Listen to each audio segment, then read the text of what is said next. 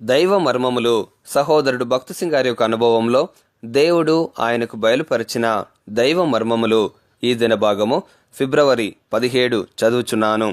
అభిషేక తైలమునకును పరిమళ ద్రవ్యముల ధూపమునకును సుగంధ సంభారములు.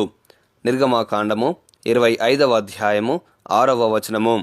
అభిషేక తైలమునకు ప్రత్యేకమైన సుగంధ ద్రవ్యములు వాడబడినవి. నిర్గమాకాండము 30వ అధ్యాయము 22 నుండి 33 వచనములు చదువుము.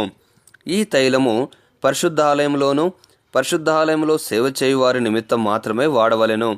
మరి ఏ ఇతర ఉద్దేశమునకును దానిని వాడకూడదు. గోపరసము, లవంగపట్ట, నిమ్మగడ్డి నూనె, ఒలివ నూనె మున్నగు పరిమళ ద్రవ్యములు ఈ తైలమును సిద్ధపరచుటకై వాడిరి. పరమగీతము 4వ అధ్యాయము 12 నుండి 16 వచనములలో సంఘము పరిమళ వృక్షములు గల జటామాంసి, నిమ్మగడ్డి మొదలగు పరిమళ తైల వృక్షములన్నీ ఒకే ఉద్యానవనమునందు మొలచుచున్నవని ఊహించుము. జాగ్రత్తగా పెంచిన తర్వాత పువ్వులు పూయసాగును.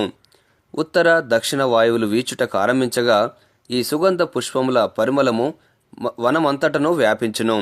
ఈ సువాసన వనమందు తిరుగుచున్న వారికి మహానందము కలిగించును. నా ప్రియుడు ఉద్యానవనమునకు వేంచేయునుగాక, తనకిష్టమైన ఫలములనతడు భుజించునుగాక. పరమగీతము 4వ అధ్యాయము 16వ వచనము అని పెండ్లి కుమార్తె పాడినట్లు నీవు ప్రభువైన యేసుక్రీస్తుకు పాడగలవా? నా హృదయమనడి పరిమళ తైల వృక్షముల ఉద్యానవనమునకు రమ్ము ప్రభువా అని నీవు పాడగలవా?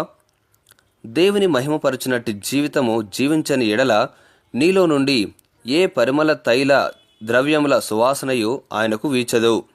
అయితే ఆయనను సంతోషపరచునట్టి జీవితము నీవు జీవించిన ఎడల నీ హృదయము ఆయనకు ఆనందము కలిగించును. 1 కొరింథీ 3వ అధ్యాయం 9వ వచనంలో మనం దేవుని వ్యవసాయము, దేవుని తోట అని వ్రాయబడినది. 2 కొరింథీ 2వ అధ్యాయము 14 నుండి 16 వచనములలో మనము దేవునికి క్రీస్తు సువాసనయై ఉన్నామని వ్రాయబడి ఉన్నది. మన ప్రభువైన యేసుక్రీస్తు మన హృదయములనేడి తన ఉద్యానవనములయందు వ్యవహరించినప్పుడు మన జీవితములలోని పరిమళ ద్రవ్య సువాసనలు ఆయనను తృప్తిపరచవలెను. ముగింపు మాటలు.